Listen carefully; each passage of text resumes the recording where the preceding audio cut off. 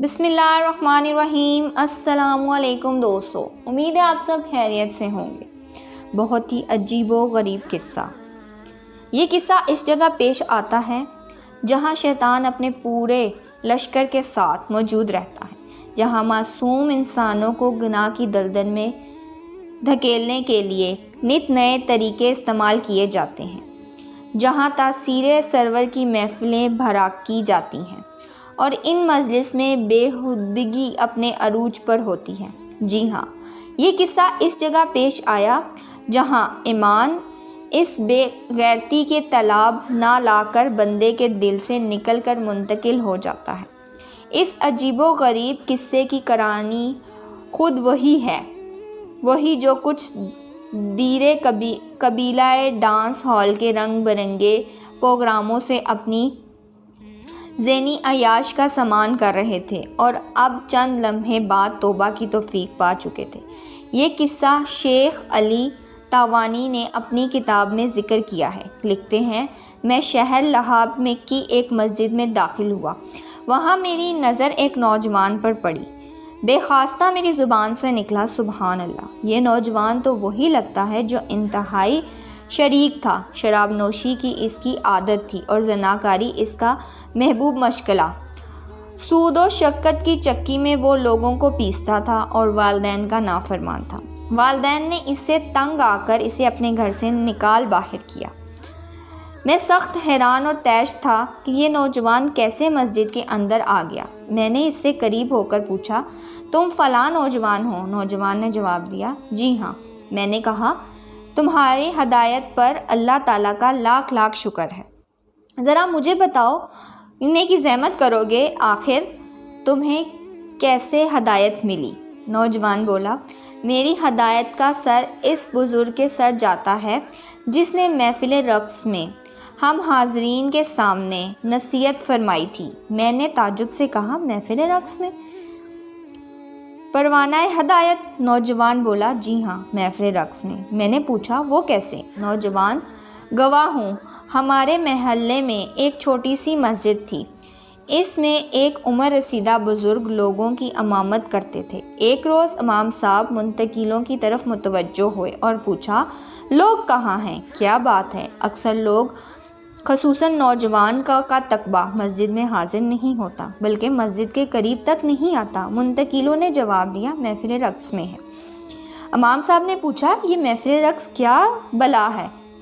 ایک منتقل نے جواب دیا، محفل رقص ایک کشادہ کمرے میں بھرپائی ہوتی ہے جس میں لکڑی کا ایک بلند سٹیج بنا ہوتا ہے۔ اس پر نوجوان لڑکیاں بہرم جسم یا نیم آرائی لباس پہن کر ایمان زدہ گیت گاتی ہیں اور رقص کرتی ہیں اور لوگ ان کے گرد کھڑے ہوتے ہیں اور ان سے لذت اٹھاتے ہیں۔ امام صاحب نے کہا، کیا جو لوگ یہ منظر دیکھتے ہیں وہ مسلمان ہوتے ہیں؟ جواب ملا، ہاں۔ امام صاحب نے کہا، لا حول ولا قوت الا باللہ، آؤ ہم اس محفل میں چلتے ہیں اور لوگوں کو نصیحت کرتے ہیں۔ منتقلوں نے کہا، امام صاحب آپ کون سی دنیا میں ہیں؟ آپ ایسے لوگوں کو نصیحت کریں گے اور وہ بھی محفل رقص میں؟ امام صاحب نے کہا، ہاں بالکل۔ منتقلوں نے بڑی کوشش کی کہ امام صاحب کو ان کی رائے سے پھیر دے اور انہیں امام صاحب کو بتائیں کہ جب آپ اس محفل میں تماشائے انبیاء کو نصیحت کرنے جائیں گے تو وہ لوگ آپ کا خوب مذاق اڑائیں گے، ہنسیں گے اور ان کی طرف سے آپ کو تکلیف دہ باتوں کا سامنا کرنا پڑے گا۔ امام صاحب نے فرمایا، کیا تم لوگ محمد صلی اللہ علیہ وسلم سے بھی بہتر ہے؟ یہ کہہ کر امام صاحب نے ایک منتقل کا ہاتھ پکڑا اور ساتھ لے کر چل پڑے تاکہ وہ ڈانسنگ ہال تک رہنمائی کر سکے۔ جب امام صاحب اور ان کے ساتھ منتقل ڈانسنگ ہال پہنچے تو ان کے ذمہ دار نے پوچھا، تم لوگ یہاں کس نیت سے آئے ہو؟ امام صاحب نے جواب دیا، ڈانسنگ ہال میں جو لوگ موجود ہیں ہم انہیں کچھ نصیحت کرنا چاہتے ہیں۔ امام صاحب کی بات سن کر ذمہ دار بڑا تعجب میں پڑ گیا اور انہیں غور سے اوپر سے نیچے تک دیکھنے لگا۔ پھر اس نے ان لوگوں کو اندر داخل ہونے سے منع کر دیا۔ امام صاحب اور ان کے ساتھ گئے ہوئے لوگوں نے زمیندار کو بڑا سمجھایا بجھایا اور اس سے اپیل کی کہ وہ اندر داخل ہونے کی اجازت مرمت فرمائے۔ بالآخر ان لوگوں نے ڈانسنگ ہال کے ذمہ دار کو اس کی ایک دن کی آمدنی دے کر اندر داخل ہونے کی اجازت طلب کر دی۔